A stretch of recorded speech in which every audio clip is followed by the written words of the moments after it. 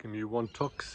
Here I am at headquarters in Abbotsford, and what I want to find out is about Rugby League and who's going to be in the Chiefs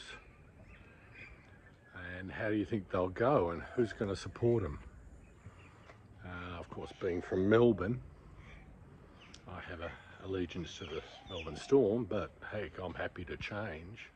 If someone can give me a reason why I should both support the Chiefs, and if you can tell me what players you think are going to be in it, that's very important. And yeah, so comment below so we can start a bit of a discussion. It starts in 2028, so we've got a bit of in time, but let's become rugby league experts.